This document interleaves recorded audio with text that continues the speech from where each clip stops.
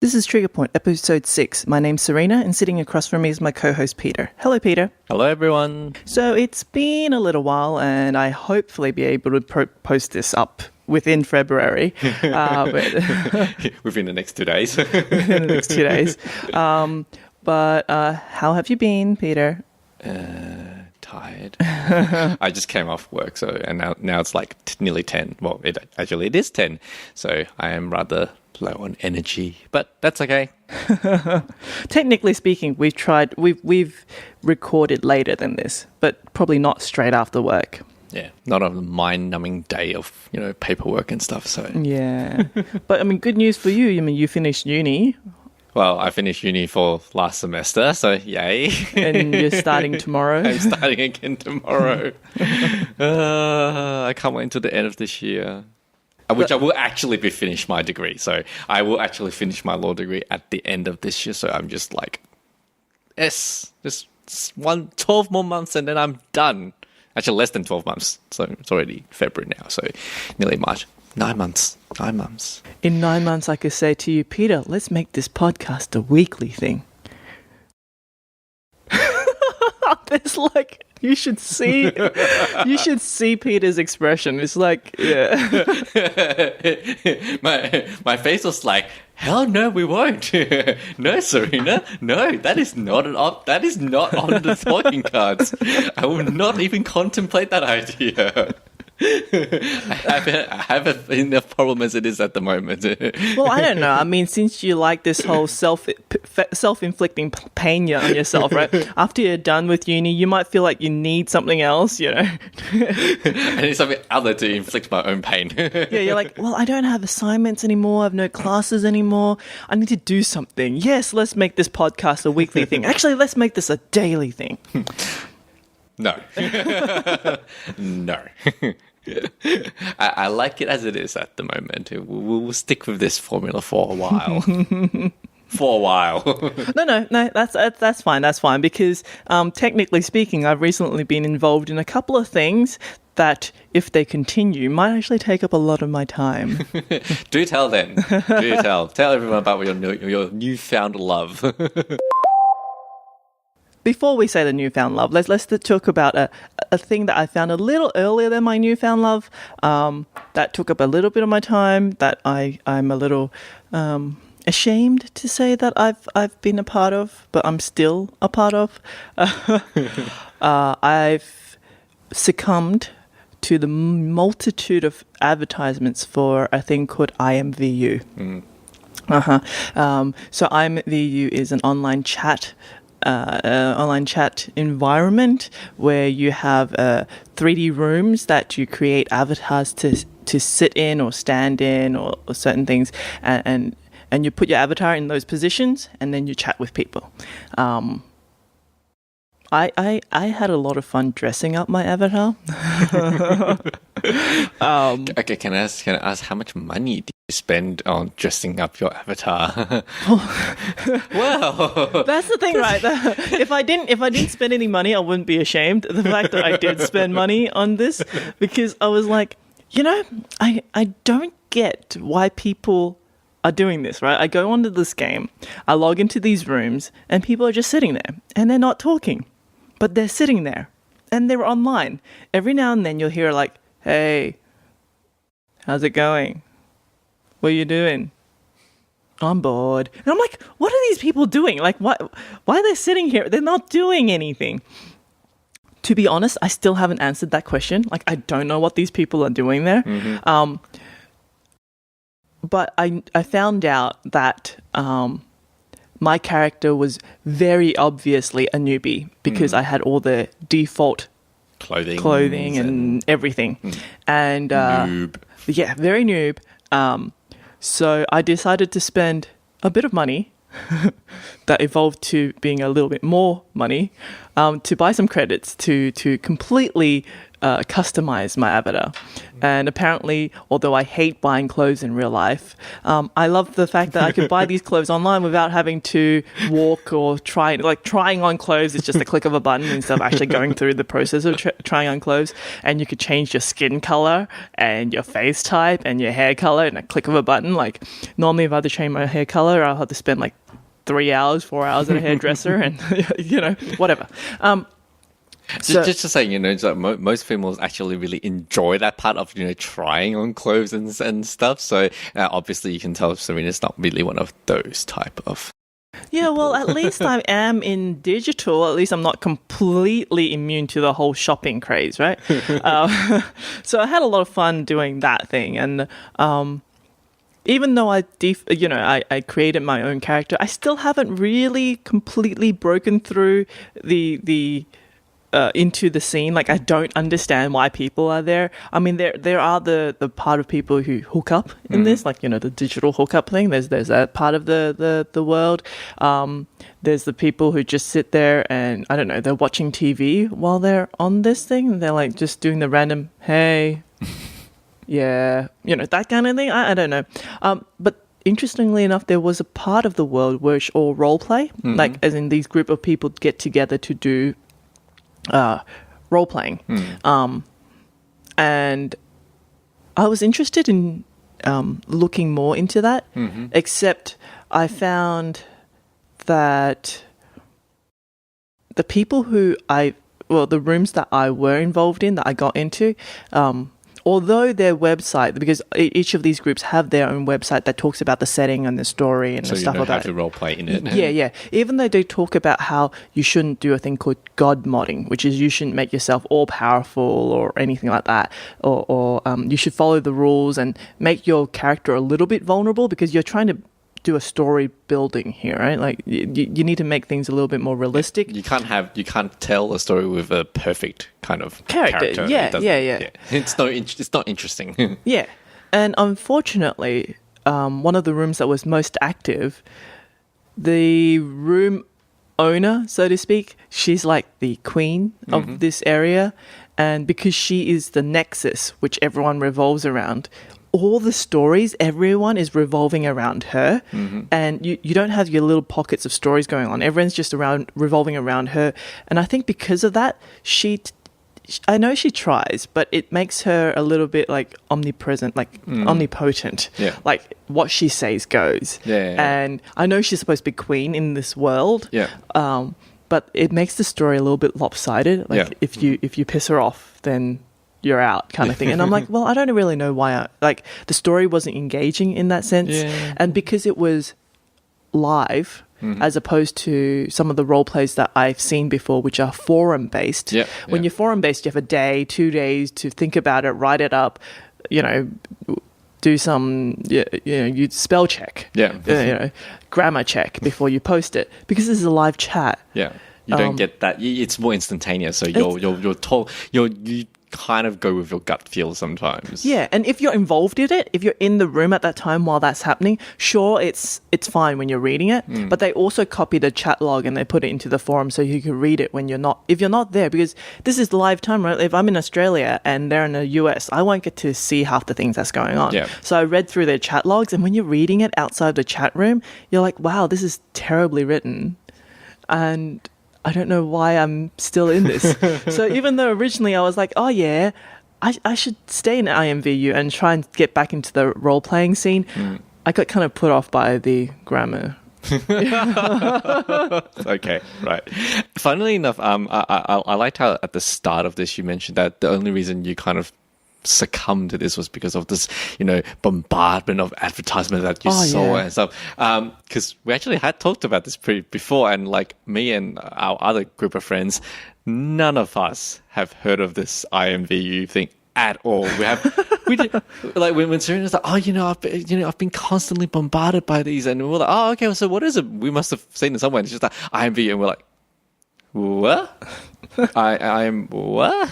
And so it kind of just shows like the type of advertising that Serena gets bombarded with, and the type of advertising that we get bombarded with, slightly different.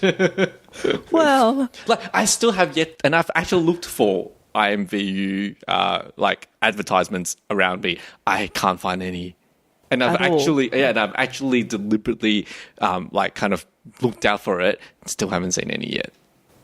I don't know why. But the thing is, I remember IMVU being a thing like a lot of years ago, like I don't know, 5-6 years ago, whatever, long time ago. And I remembered going on at one point, like that ages ago, but because graphic card at that time and everything, like this is live video. And I think back at those times, it was more movement. Like there was, because these are static places that, like currently, when you go into these rooms, you have a maximum of 10 people.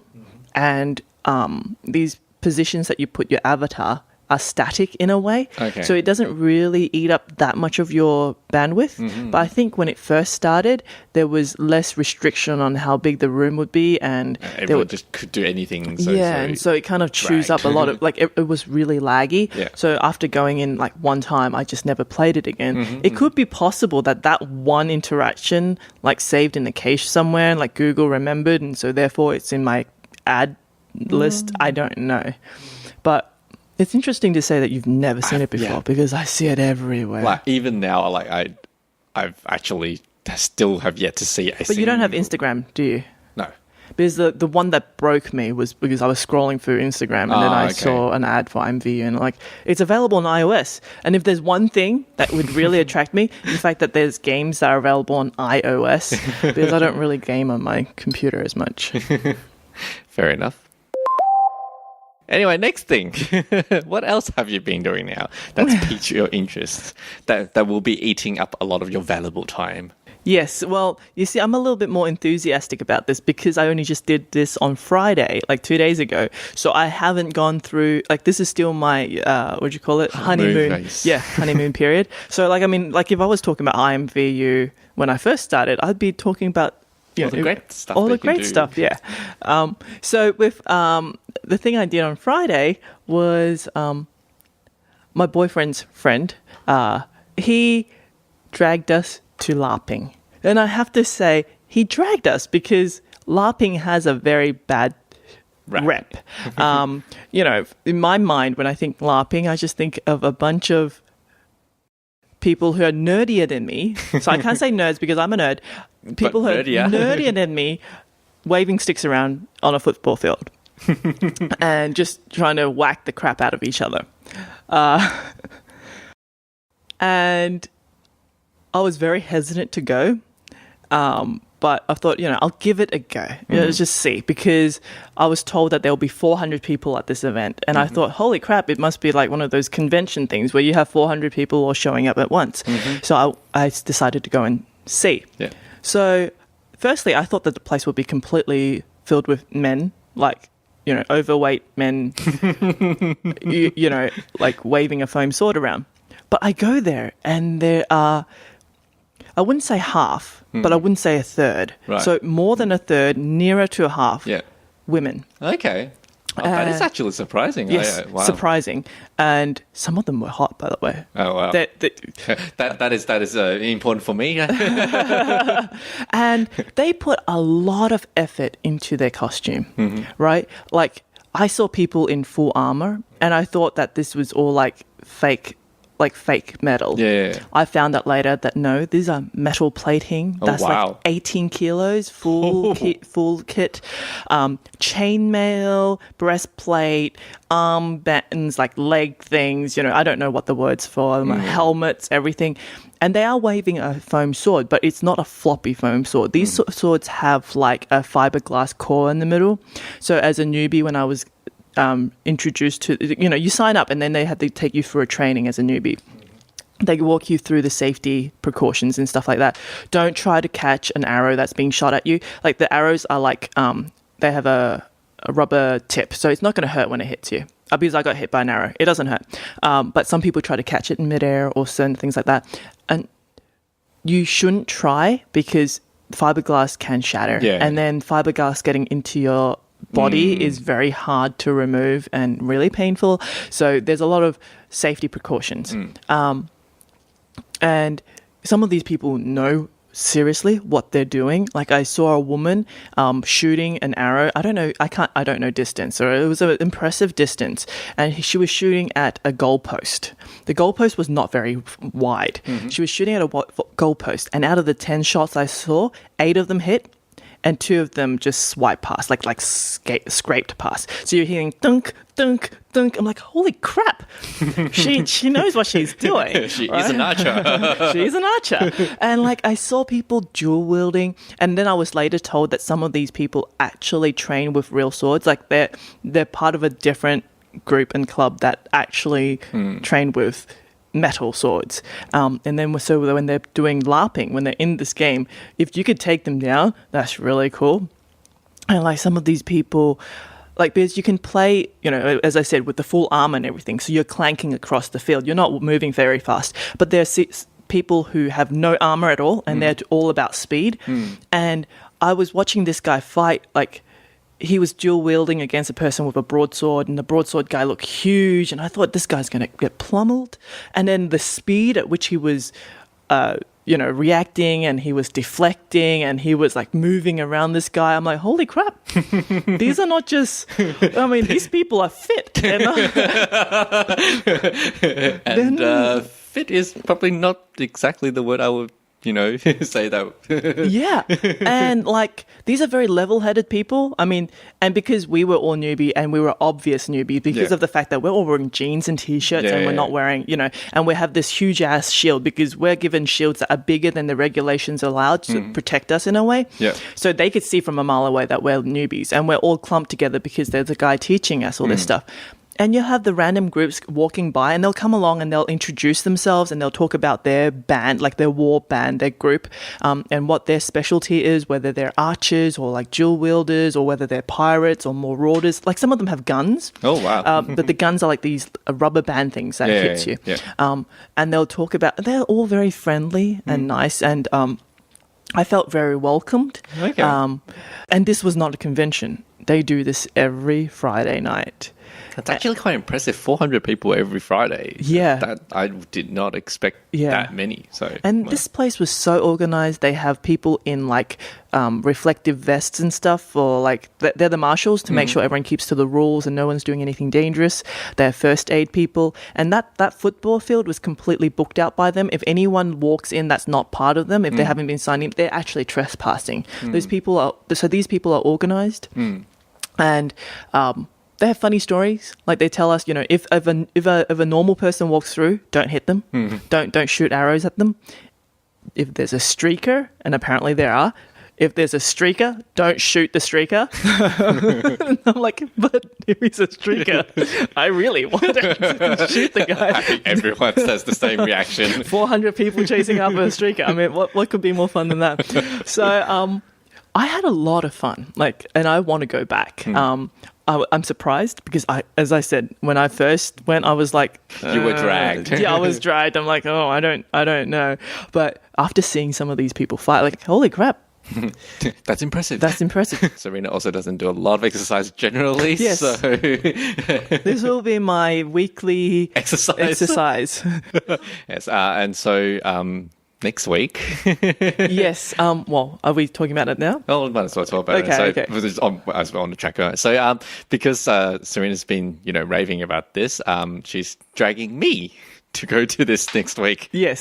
So I will be having my first LARPing experience next week. And conveniently, because it will be my first experience, we have decided that for our next topic, that will be what we're talking about. We'll be focusing solely on LARPing. Yes. Well, on LARPing in with this group anyway. The more we talk about this, the less we have to talk about the book. And I'm sure you don't want me to rag on your book for too long because it's all about ragging on your book. So let me just very quickly ask, you've watched Persona 4? Yes. I really wanted to know about that because I remember the first time I've heard about Persona 4, it was a game, and at that point it was not translated. I liked the artwork, and I was really pissed off it wasn't translated, so I didn't know that was as much as I got with that. But you're saying you watched the anime? Yeah.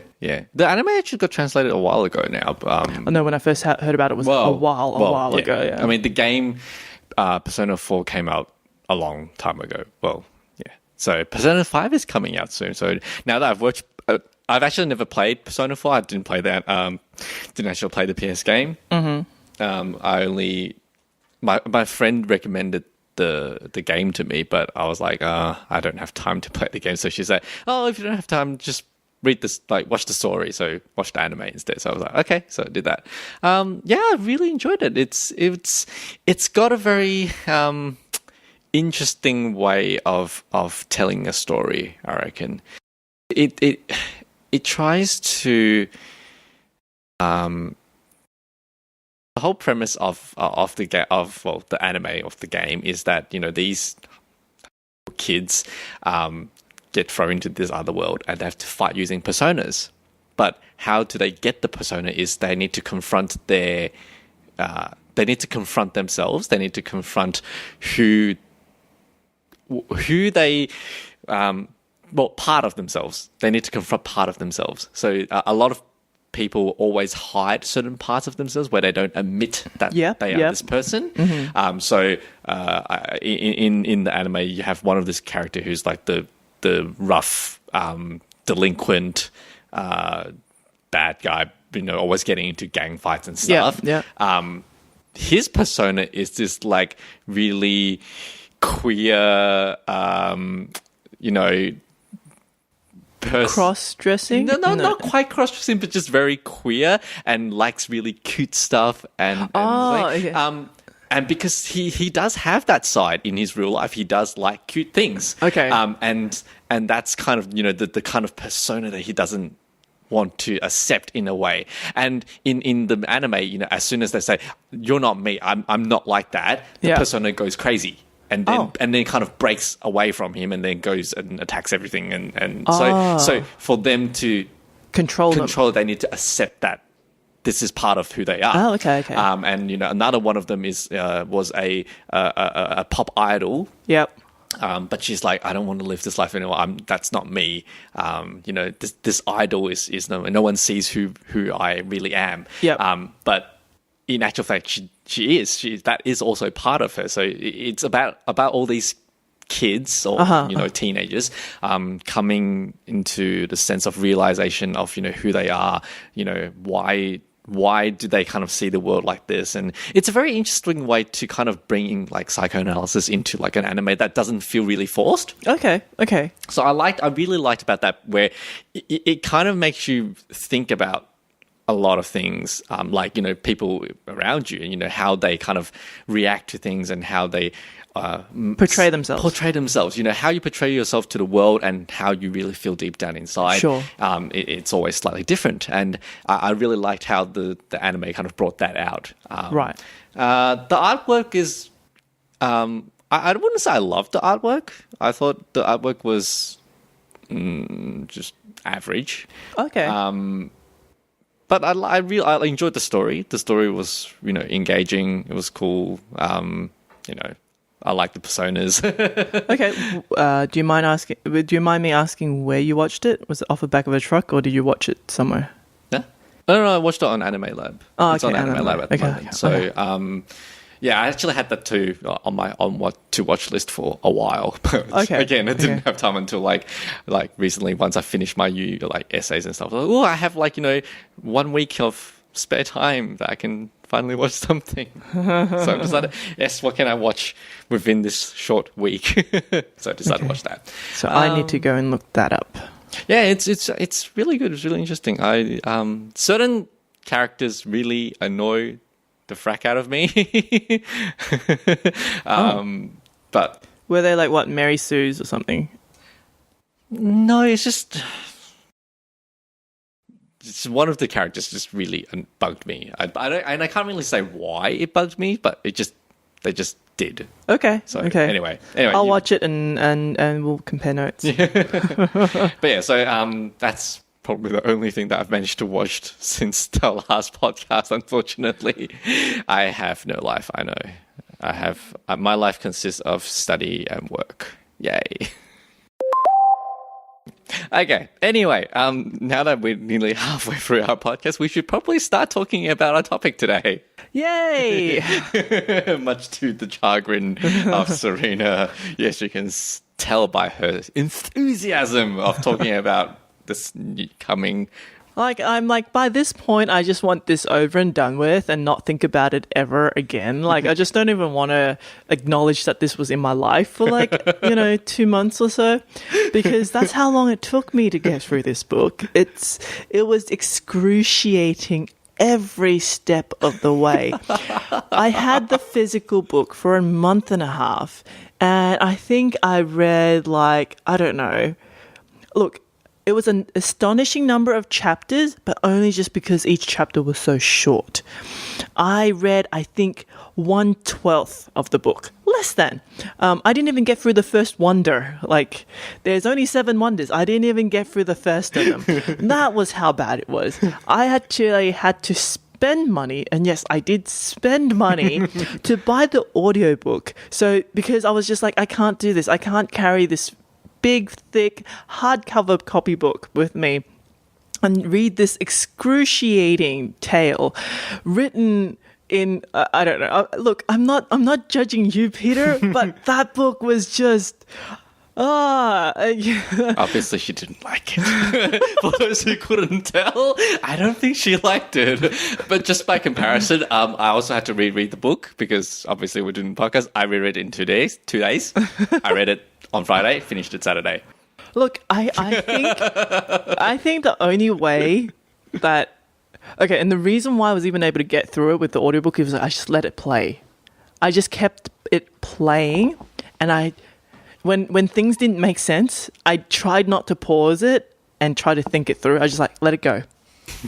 Let it go. Like Frozen, that movie, that song was in my head, just let it go. Let it go. Let it go.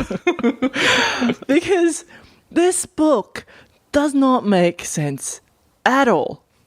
So it's by the way, did we actually say what the book name was? Oh, right. Yes. Okay. Because I think we kind of jumped a bit. Sure. Well, we mentioned it last week. Yes. Okay, so the book is called 7 Ancient Wonders by Matthew Riley.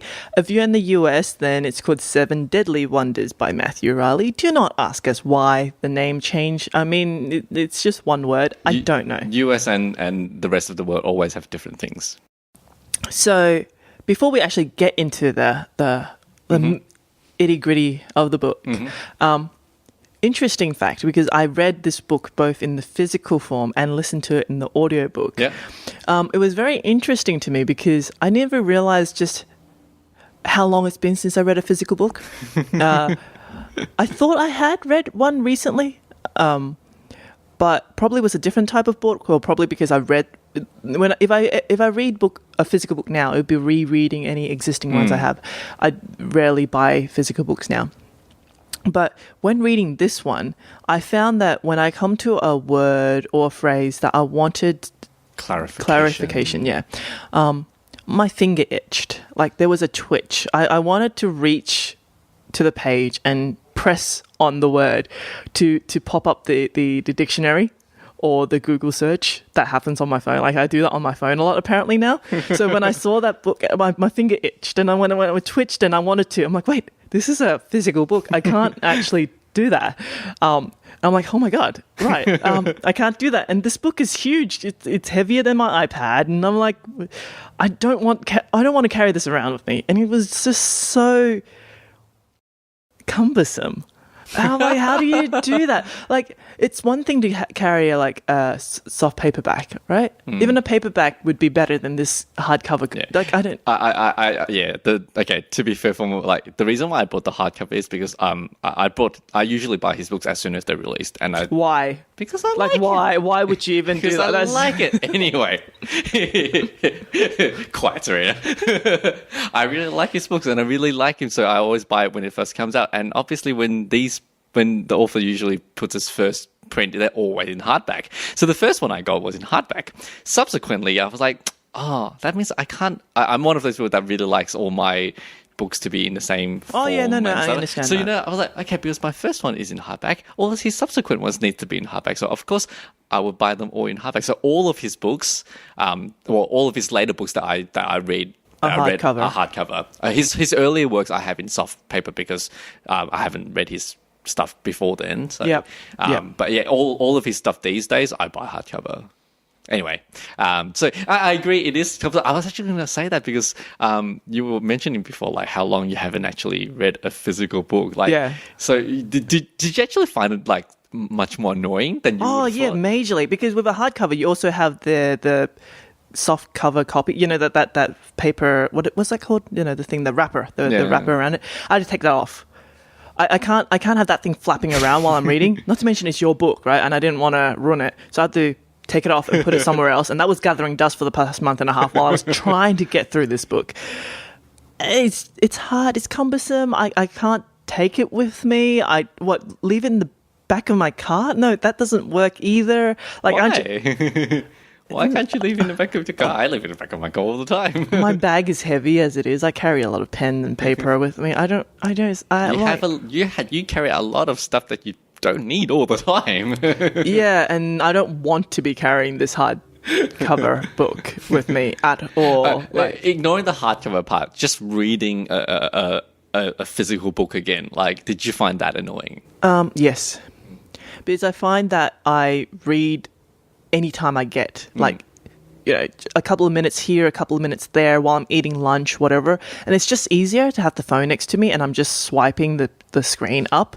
Whereas with a physical book, you actually have to have one hand on the book to keep the book from closing. Yeah. And then you have to flip it. And like, if you're eating, I didn't eat in front of your book. That was the other thing, right? I didn't take it with me in any situation where I will eat it, right? Because I could already think, like, I have to hold on to it with one hand. And what if I'm eating something that needs a knife and fork? That's not going to work. Or things that splatter while you're eating. Yeah. Like, no. You can't wipe the screen. You know, you can wipe your screen. You can't wipe the book. Like, no. It was. Like, See, for me, it was very different because, like, when I'm reading, I generally like to read in blocks. I don't like to read in short bursts. Sure. Because I find I'll lose track of where I was, and I'll kind of go like, oh, what did I read? Like, I like my reading to be really substantial. So, like, if I do read, it needs to be at least an hour or an hour and a half. Sure. And then I get through a good chunk of the book and I remember that chunk. Yeah, bit. okay. Whereas if I do find if I read books in short bursts, like which I have on the iPhone and stuff like that, I always go like, I always have to reread what I read. Okay. I find like I actually read more than I have to because I'll be like, did I read that part? I'm not sure. Let's go back a bit. Did I read that part? I'm not sure. I have to go back. And so I end up reading more than I had to anyway. Oh, okay. Because I always go like... You can't remember what you read. Well, because it's not memorable. Sure. 'Cause I'm reading only snippets every single time. Well, if you're reading Matthew Riley, it's not memorable. Anyway. No, whereas... I'm sorry. No, whereas when I'm reading my books, sure, I'm reading in short bursts, but because... I'm reading it throughout the day. Like, normally I would finish a book in a day or two because I'm just constantly reading it any chance I get. And with a book this size, I can't be carrying it. Like, I will bring out my book and read while I'm photocopying something at work. Oh, okay. So, because the photocopier at work, like, not photocopy, the scanner, can be quite slow. Okay. Or if I'm waiting for the printout to come out and I'm printing 17 copies of something and I'm standing there waiting, I'll bring out my phone and I'll read a little bit. I can't do that with your book. You know, I can't carry a big, thick, hardcover book next to the printer flipping through pages while I'm waiting for the printout to come out. It just doesn't work. So I'm like, I was actually surprised that was one big thing. Like, I didn't realize just what a hurdle that was. For you to get through a physical book these days. And then it didn't help that Matthew Riley uses a lot of bolded words, italicized words, exclamation points. I'm like, it's like reading a 12-year-old's Twitter message or like, I don't know, Facebook Messenger message or something. There was so much excitement about things that weren't exciting. I'm just like, I understand that when like oil is shooting out of the wall and then it's lit up. It's like, oh, you got a fountain of like flaming oil. I understand that's exciting, but when you italicize it and then exclamation mark, like burning oil shooting out of the wall. Wow. I'm just like, yeah, okay. You're very excited about this. I'm not excited about this because it doesn't make sense. But okay. So when I had to read that book, it was making me angry. Like, apart from the fact that I had to carry this book, it was making me angry reading the way he was writing. I'm like, what is going on? I know what you're trying to say. You don't have to hit me over the head with it because I feel like it's being forced down my this is an action-packed book. Like, really, this is an action-packed book. Don't you think it's an action-packed book? Like, I just felt like it was trying to convince me it was an action-packed book, and I was getting really angry. And so the audiobook really helped with that. Okay. Because I don't have to see any of that anymore. And I think there were some points where I could hear that the author was kind of trying to deliver that bit, but for most part, he tried not to, which I really appreciate. Because if he started yelling every time there was an exclamation point, I would probably just throw my phone out the window. So there was none of that. So that was good. Second part was because, and it probably not his writing, so to speak. It's the genre, because it's about traps, right? Like he's going to these seven wonders, and there's a lot of traps. I will talk about the traps later, but the fact that there's traps means that he has to describe these rooms in detail so that you can visualize just where they are. Like, normally in a book you could say that a person is walking on a cliff's edge and they don't have to talk about whether the cliff was facing east or west or where that person is, because they don't have to, it works out. But when this book is talking about where the traps are happening, where people which are falling, direction things are going on, you kind of need to really explain how the room looks. Now, I think this is where the physical book comes in handy, because there's lots of diagrams and pictures, and he would draw out all this stuff. Actually, did the audiobook actually try to give any indication that there was drawings of that? There wasn't. So there wasn't at all. Okay. Because I realized what happened is when I'm reading a book, the words don't actually reference any pictures. Right. Yeah. But the pictures are there, and you look at it. Now, if I was reading the physical book, I think if I were looking at the pictures, I could skim through a lot of the description because it's not necessary. Whereas with the audiobook, I actually have to listen. And I found that after a while, firstly, that kind of detail bores me. I don't like. Well, because it is boring details, because it is, I have to tell you very detailed about what happened, because it's the direction and it's the angle and it's the And not just this book, any book that when they start talking about what the place looks like, I kind of stop listening, because I just imagine a place and that's it. Which doesn't really work in this book, but it was fine. I was letting it go. It was like let it go situation. So again, when they started describing things, I'm like, okay, just let them talk, and we'll deal with it when we get to it. Which made the book a lot more enjoyable for me, because I just stopped thinking about where people were, because then I would stop pointing out all the inconsistencies and like, wait, this guy's in a tunnel and they haven't talked about lighting at all. Like, were there fluorescent lighting? Because how is this guy running through a dark tunnel without tripping and killing himself? I don't know. Let's not go there. It's fine. Just let it go. Let it go. This is an exercise in letting go. In that sense, I was able to get through the book. To be honest, by the end of the book, at the end, right at the end, it got a little bit more interesting. I think he's really where it works for him is when you get to the last stage, when you get to the last fight scene, and by this point you don't think about logic anymore. Like, after 10 hours of all this stuff that doesn't make sense, you just stop thinking, and then it works, and you're like, oh yeah, there's an action, we get it through it. It's fine. I thought that the part where and there's obviously spoilers here, right? When Wizard's wife was killed, I thought that was cool. I thought not just Wizard. What was that other guy? Was it Big Ears? Big Ears died. I was like, that was good. Like, I felt something. I felt that oh, because he made that small speech like, I'm the slowest one here, like I'm the dumbest one, but you're my friend. You're my friend, even though he's saying it to a 10-year-old girl and he's like 30, like I think 40 by now. Probably, and it's kind of creepy how he thinks a 10-year-old girl is his best friend. But regardless, I didn't think about that at that point. Yeah. When he said what he said and then he gets killed because he picks up the girl and he runs with her and then he gets shot multiple times and then he falls down. And I was like, oh, that was sad. Not crying sad. Other books made me crying sad, but for this book I was like, it was more than I expected. Because at the start of the book there was another guy that died. I can't even remember what his name was. Yes. Naughty, because he basically wasn't really there. Yeah. I'm like, well, why do you have him there?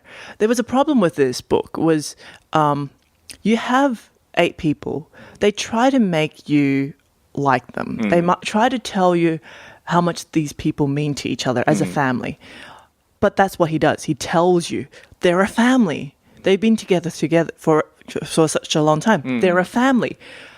But they don't really, he doesn't really show you. Yeah. Like he will tell you how, while they were raising this little girl for the past 10 years, this stuff happened. But when the action is happening, when they're actually on these missions, they don't talk to each other. They don't show you the bickering or the bantering. The only thing that they show is the Iran and the Arab. Yeah, and they do the bickering, but that was really kind of forced. But no one else ever talks unless it was to tell you something, right? Oh, the wizard, like he is like the 2D exposition. He's like the kind of muddle-headed professor who sees a trap and he's so enthusiastic about it. Oh, this is this trap that does this and this and that. But didn't you find it very funny when the Zai guy at the end came in and then he started doing the same thing and then West basically is like, we don't need another wizard. It's like, we already have an exposition guy. But don't you find it kind of like it was so handy because that was when Wizard was no longer part of their group for a while, so they needed another person to do the exposition. And I'm like, but also, how else would you have done an exposition like that though? Because you kind of need an explanation because we don't know about these things in the story, and because the whole part of the story, the part where Serena is going is because you go into these wonders where very few people have been, and only selected people have knowledge about the traps and stuff like that. And so, if they just go through the scene without talking about it, we'll just be like, so why is that scary? Why are they kind of... No, but the thing is, you could say, they step on the thing and it triggers the trap and certain things happen.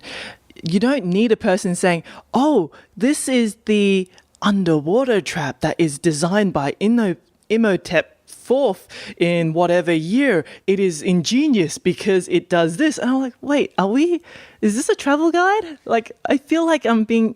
like showing this. Okay, so you obviously missed the importance about the Imhotep 4, 5, and 6 then.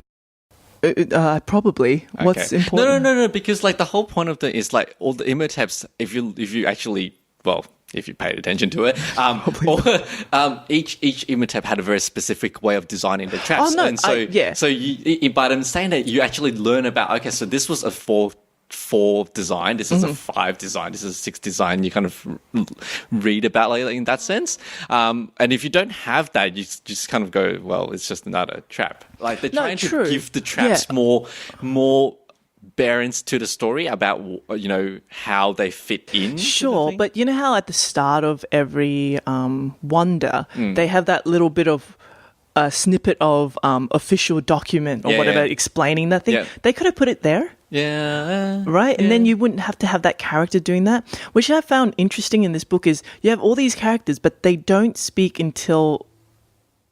like, you don't even realize they're there until, once they start talking, they have a role to play in this scene. Like that bird, that falcon. He has a pet falcon. Peregrine falcon. Who comes when called, who sits in a falcon pouch. I try looking it up to see whether it's a thing. It's not a thing. Wow. Right? just to make sure I wasn't. It's not a thing. Just, and I don't think I have actually told people why I dislike this book so much, apart from the layout of the words. But like the guy would talk, the traps just don't make sense. You have crocodiles shooting out of holes in the walls because apparently that crocodile's been sitting in a trap somewhere for the past 500 years, waiting for the trap to trigger. That one was really bad. But now that you pointed it out, I was like, okay, that really didn't make sense. I admit to that one. That one was like, wow, that actually was really forced. Because I'm just thinking, okay, so apparently this guy's walking on this ledge, and there's a cliff on the one side, and there is like open air on the other. They're walking on the ledge, and there's this hole in the cliff face, and when he walks past the hole, he puts a metal bar across it because he knows what's going to come. Yeah. Because apparently an alligator is shot down that tube, that No, hole. it is a crocodile. It's not an alligator. A crocodile? Oh yeah. It's in the Nile at the moment. Okay, crocodile gets shot down that chute to come and take whoever's walking on that ledge, take them down. And I'm thinking, wait, so is there a crocodile sitting there for the past 500 years? Or is there a pool of crocodiles that's just swimming around eating something? And suddenly he's like, ding, ding, ding, ding, ding, and sucks one of them through and then shunk, and just, shoot them out of the wall. I'm like, wait, what? How does that work? And then they talk about this cavern that's 30 stories tall, and they have to climb up this this wall. There's walkways or whatever, and while they're climbing up it, there's holes in the walls, and then these oil starts flowing out of the wall and shooting out of chutes, and it gets lit up, and you suddenly have burning oil all over the place, and you have smoke. And the thing is, these people are climbing up. They're heading upwards where all the smoke is going. Because the whole point of this trap is that the smoke will kill you, except they're climbing up. It's fine because that's where the treasure was. But apparently, the time it takes for them to climb 30 stories is not the time it takes for the upper stories to be completely covered in smoke and kill everyone in there. Look, things like that you read and you're like, what? And that's when the song goes in your head again. Let it go. Let it go. Just let it go. The Warbler. Now that you've read the book. Right. Warbler. Yeah. So, okay. In any action-packed movie, you have people shooting guns. Always. And in these movies, no one ever gets shot. And you're like, wow, these people must be just terrible aim. Like, they have terrible aim. But when you're watching a movie, it's fine. You think, oh, because they're running through tunnels, they're dodging, and the people shooting at them is dodging as well, and bullets are just ricocheting everywhere. It's fine. But in a book, Michael Riley tries to explain away why the bullets will never hit our main people. Because Wizard, by the way, these code names does not help me remember who these people are. Okay, Wizard, okay, sure, he's the old guy.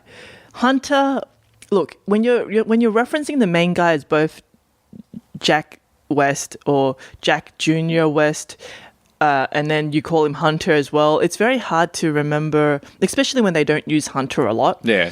It's very hard to remember that Hunter is referring to this guy. There's always a pause when I'm like, oh yeah, that's who they're referring to. And then when everyone else have all these code names that they gave you one-liners about why they're called the way they are. Big ears because he has big ears, I guess. But he doesn't really tell me who that guy is. I can't remember. Was he the Irish guy? Who was he? Big ears was the Irish guy. He was? Zoe's brother. Okay, right. Like, I had trouble remembering who was who. Yeah. But again, they don't talk. Yeah, I can understand that because, and I would agree, because the problem with this one was he gave them not only one nickname, he gave them two nicknames. So you've got they've got the commanders, original manly, name.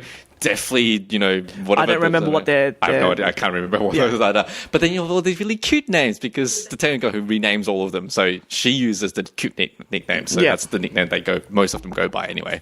Oh, and that swear jar thing. I just want to slap that kid. I mean, seriously, if there's a rolling ball of death towards you and someone swears, it's not cute for you to say, swear jar. Just like, seriously, like, I understand what they're trying to do. Like, she's the cute, spunky girl. I would just throw her into a flaming pool of oil and get her done with. Like, seriously, what is she even doing there? She reads the clues when she needs to. I mean, seriously, have you not heard of, like, iPhones and iCloud? You take a photo of the thing and then send it to her, and she could be in the safe bunker somewhere reading these things and telling you what they mean. She doesn't need to be there. This is 2007 when it came out. There wasn't the iCloud back then, I think.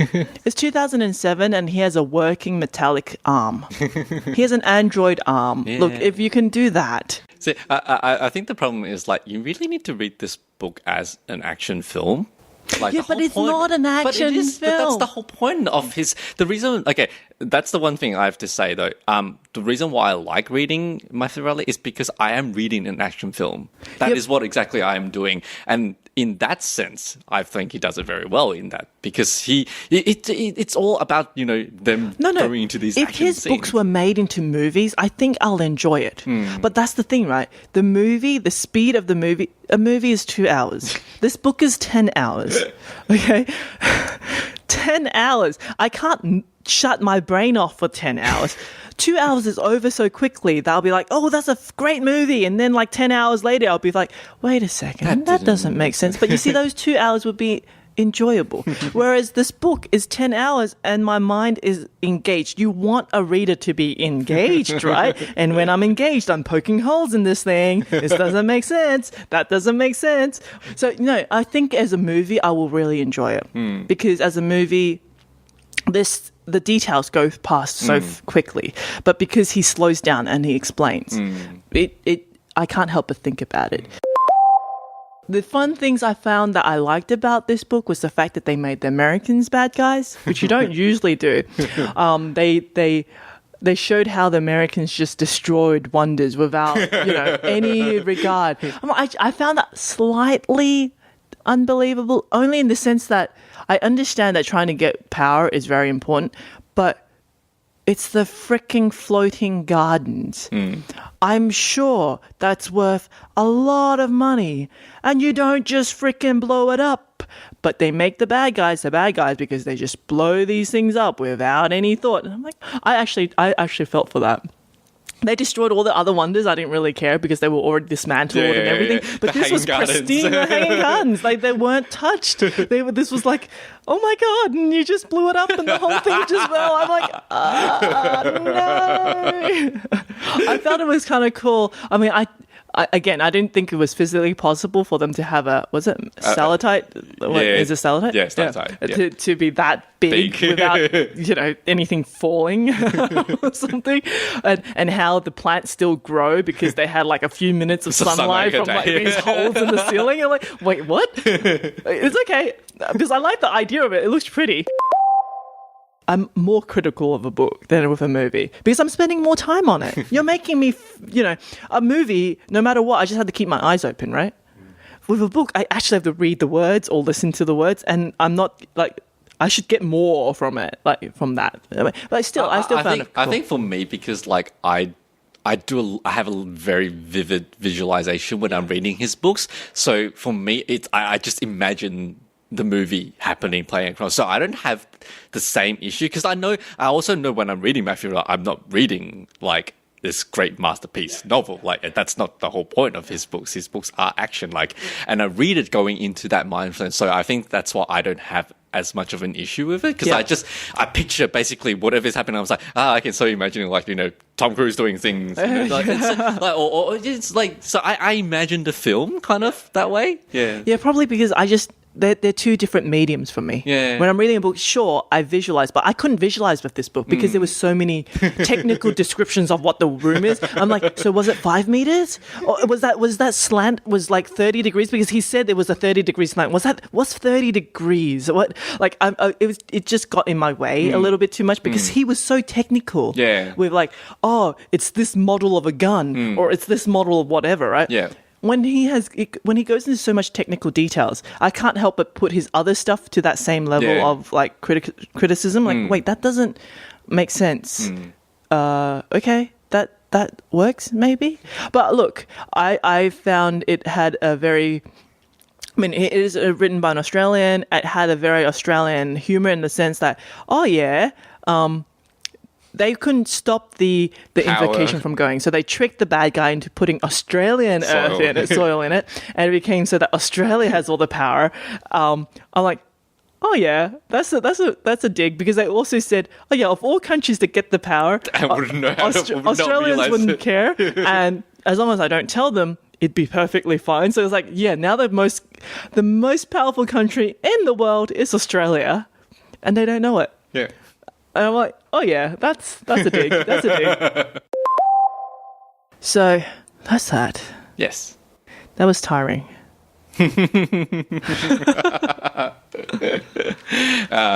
Yes. So obviously Serena didn't like the book. No, but obviously you did. I love the book. As I said, I that's why I'm waiting. I'm itching to read the next one. Here's my question.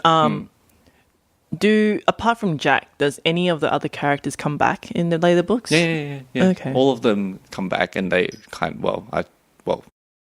stuff happens later on. So does it improve? Like, in the sense, do the characters get fleshed out? In some ways they do, because now you've got this book as a basis. They start building on from this book. So that's how you get more fleshed out characters, especially with Zoe and Pooh Bear and obviously Wizard. They keep their name? Yeah. Okay. Why not? Does the little girl still stay there? Yes. Does she still say swear jar? Can't remember now. Slap her over the head or something. I must admit, though, Lily is one annoying character. She is a very, very annoying character. Man. I will say this. As much as I enjoy reading Matthew Rowley, and I can kind of, as you say, I visualize it as a film, so I don't read a lot of his, holes and stuff like that. Yep. I will have to say, he does have a problem where he kind of goes into this Dragon Ball mode. Oh, you mean like how he jumps onto a crocodile? No. In the sense that the crisis goes bigger and bigger and bigger and bigger and bigger. It's like, first time, this is, 7 wonders, ancient world, the world's going to get destroyed. But that's only, but then in the next one, it's like, but that's only just one part of it. And, this was all part of a bigger thing. And it's just kind of, wow. Wait, how could it be bigger than the world getting destroyed by a solar... Exactly. Like, he does have that problem, and that I find much more annoying, because I'm like, no, like, you've already used, like, your end of the world scenario. Like, this can't be more end of a scenario bigger than that in that sense. So I don't enjoy... Especially for number... okay, so this is 7 Ancient Wonders. The next one was 6 Sacred Stones. And then 5 Legend... 5... Warriors. Yeah, let 5 me look something it up. Warriors. Matthew Riley, 5 something. 5 Greatest Warriors. Sorry. Okay. Yeah. 6 Sacred Stones was... 6 Sacred Stones and the 5 Greatest Warriors are kind of like like you have to read one right after the other. Okay. It's kind of one story. Okay. So what's at risk in those books? World ending? Look, I can't remember. I just remember, because it's been a while since I've read it. But when I was reading, I was thinking to myself, like, that's going a bit overboard now. Like, it just becomes even the next 2 books, you already think it's overboard. Like, it's kind of like, and that's what I really want to reach number 4. I want to see whether he goes into that mode, like, or whether he actually brings it back down again and makes it believable again. Have you been reading it? No, I haven't read it yet. I haven't read it yet. Okay. Like, the one. Which is why I actually said read 7 Wonders, because that one of all of them actually made sense in its own world, in the sense that it felt right in its whole thing. 7 Ancient Wonders, the whole world's falling apart. Like, it's okay. Then when it gets to 6 Sacred Stones and then 5 Greatest Warriors, it's just kind of like, you're just building more over on top of more. I just feel like sometimes, you don't need more. That actually reminded me of something.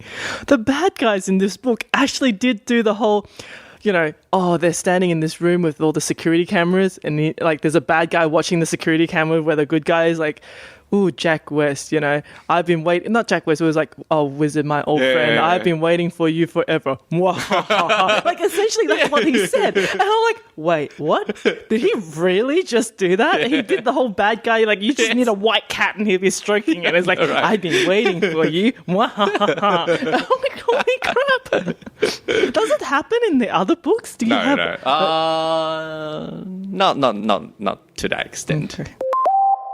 Anyway, I think we really better wrap up now since you've, complained long enough about this. Yes, I'm sorry. Hey, I didn't actually complain that long, considering we talked for like over 30 minutes about other stuff. You still talk over an hour, well, nearly an hour of this then.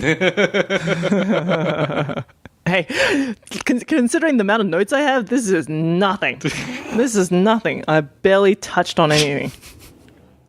Nothing makes sense in this book. Anyway, yes, I should let it go. I will go into my car tonight and I'll listen to Frozen and forget this ever happened. Okay. In saying that, okay, so basically, if you're the type of person that gets really hung up on like a lot of details, are very picky about sequential of things and yeah, I can't even do daydreams if the logic doesn't make sense to me. I've actually had daydreams stop in its track because I'm like, wait. Is this 90 degrees or is that 45? Does that make sense? Then if you're that type of person, then Rapid Valley is not the book for you. No, because you will not. be annoyed. And trust me, you will, as Serena has pointed it out many times. If you're the type of person that can, let it go and look past that and enjoy a action book. Or like Peter, who doesn't actually pay attention half the time, but he's just letting the details slide. I do pay attention. Hey, when you watch TV, you tell me half the time you're not really paying attention to what's going on. Like, oh yeah, half the episode I just didn't know what's going on. Like, I didn't watch it. Like, what? If you can enjoy a ride, and this is what it is, it's a ride. Imagine basically Jerky ride. Stops halfway for 2 hours talking about what happened 10 years ago. Shush.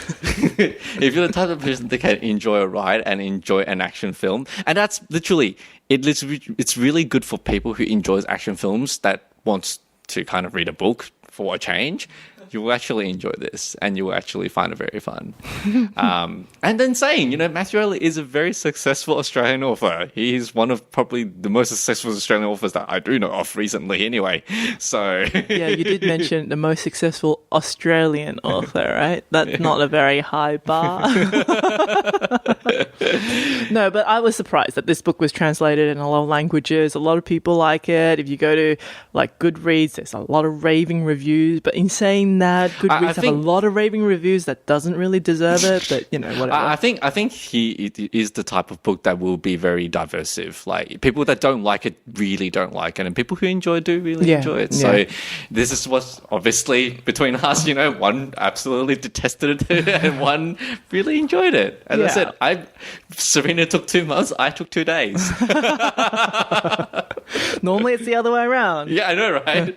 Anyway, I think that we should wrap now. Yes, sure. So let's just to recap for our next episode. Next week, Peter's going to come LARPing with me. Yay! And hopefully very soon after the LARPing, we'll find some time to do an episode because I want the excitement to still be there. Yeah, for Peter to remember, how he felt. So yeah, that's our next topic. But for now, in the meantime, you can find us on Twitter or email or on our website. The website is triggerpointfm.com. Our Twitter is triggerpointfm. Email is triggerpointfm@gmail.com. Links are in the show notes. The show notes are on the website, triggerpointfm.com /06. And until next time. See you, everyone. Bye. Bye.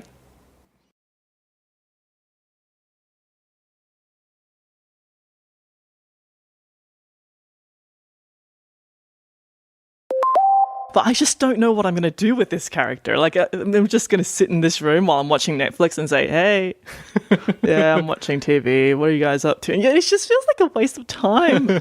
If any of you listeners out there are on IMVU and you can tell me what you guys are doing there most of the time, I would so love to know. Enlighten us. Well, enlighten Serena anyway. I most likely would not be doing this, so. Yeah. I don't know whether I'm making sense. I might be rambling here just because of I'm really passionate about how much I hate this book.